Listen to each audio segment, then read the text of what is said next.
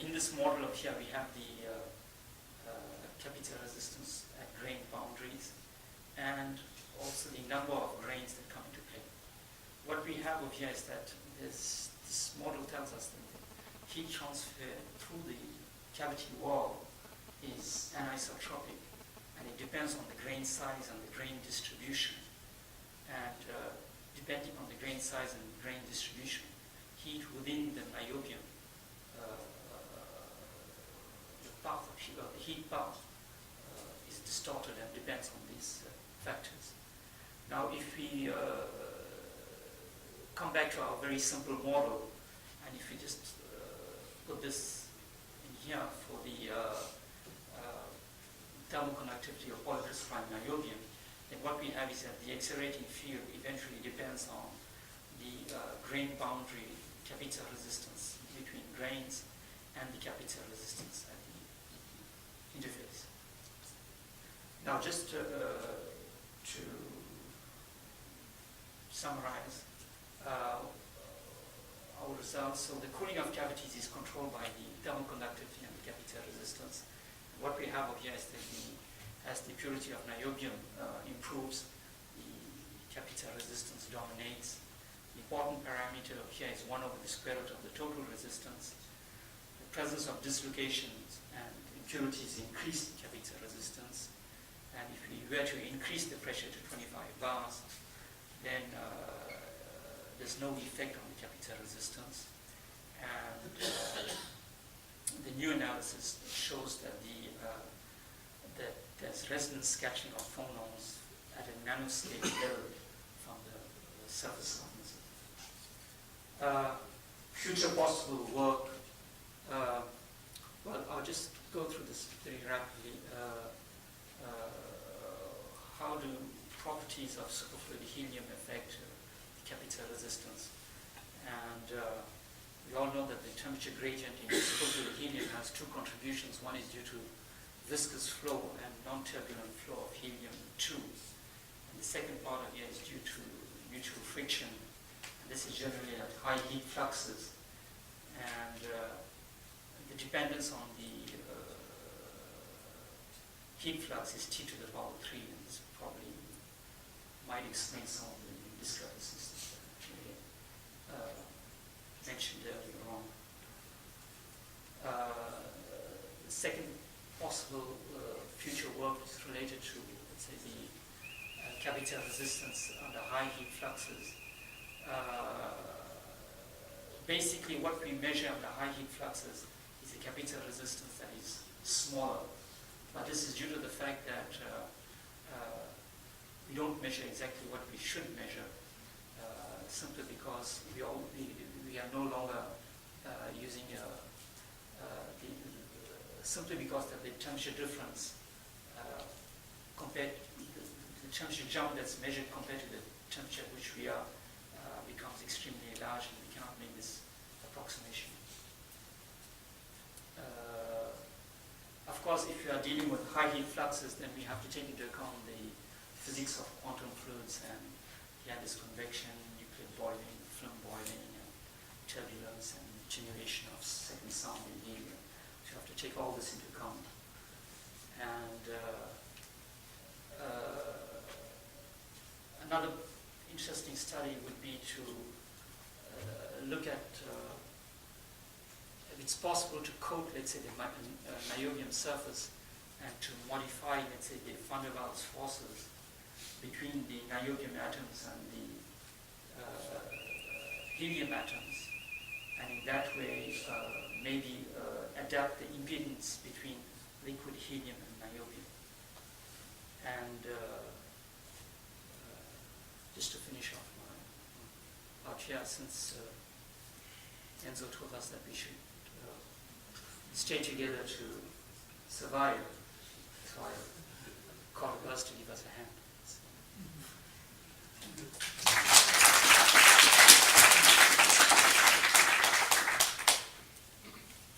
We will have time for questions. Maybe again my bare voice. If you compare now to copper instead than niobium, what would be, let's say you had have a part which is entirely geometrical, and then you have a part which goes with the phonon dispersion relation. Could you comment on what you would expect for coppers and the niobium, which means our substrate? Yeah. You mean on the measurements of the Kapitza resistance? Well, the orders of magnitude are roughly the same. I suppose that we'd get the same kind of results.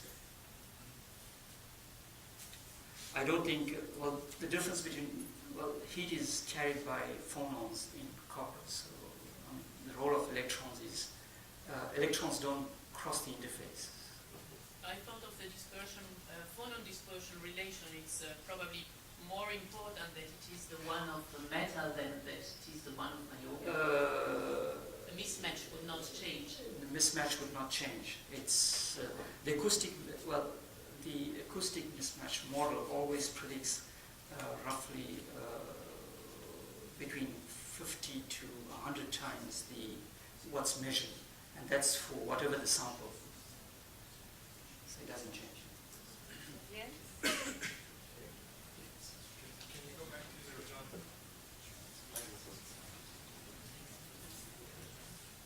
Go back to your slide with the e-beam well across it right there. Go forward one. Keep going. So the electron beam well, the cross section of your niobium. I think you need to go. Oh, other way, other way.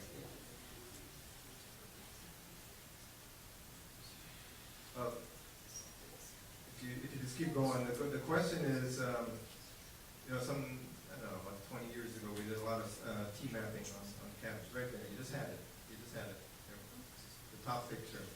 Right. We did a lot of T-mapping on cavities. And we found quenches, frequently not exactly at the electron beam well, but just off of the beam well, in that region where the heat effective zone is, where you have those larger grain right about there. Right. And the question is, I mean, you were just talking about the anisotropy of the heat flow through the wall, the grain distribution. Right. And the question is, could that explain these quenches? Have you analyzed? Well, we've analyzed it from a simulation point of view. We did some simulation work, and but in the simulation was sort of pretty basic, because what we did was we said, okay, we have grain sizes that are all the same, and then we changed some of the grain sizes, but they probably don't reflect a real situation. You have to do something more complex, but it does show that the heat flows through paths that are determined by the grain sizes and the number of grains. Maybe I can comment on that. It's that we discovered that because we measured the thermal conductivity two ways. One way was across the system that was shown, and another way was with a stick. So in one case we have 1 or 2 grains boundaries, and the other we have tens or tens of them. And we did not measure the same with thermal transfer, with thermal conductivity in that case. So it means that just you're taking that into account when you are making the calculation for instance, if you want to cool a coupler that is outside the given time or something like this. But I don't think it plays a role on the quench. Well, I guess I'm just wondering because, I mean, you're saying that the surface on the outside, the surface roughness Right. features matter as far as the Kapitza conductance is concerned. And then you have great variations in the grain size. And it would be interesting to try and look at the actual measurements of your e-beam welds and the region next to the welds and see if that Coincides. has some, Right. and whether we can do something about it by, I don't know, scratching the outside or something.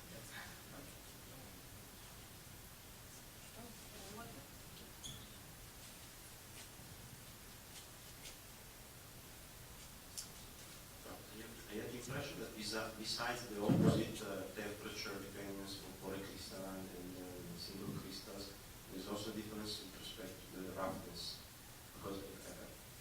sure, but I sort of saw that in the case of single crystals, the roughness is explaining the opposite. So, your data. So low roughness is good for single crystals. Well, the surface roughness in both cases of here are the same.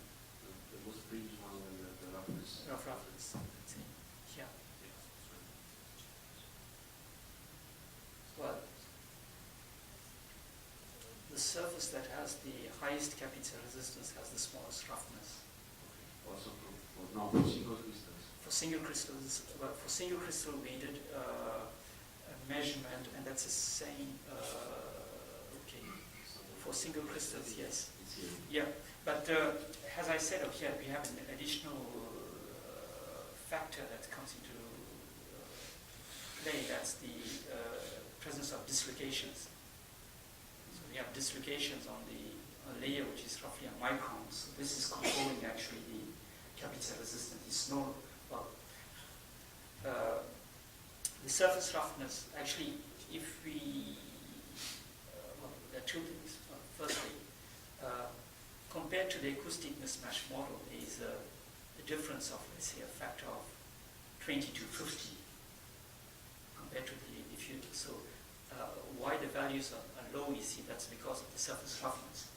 But compared to, let's say, the chemically polished sample of here, the roughnesses actually cannot compare them because there's this additional factor of the dislocations at the interface that come to play.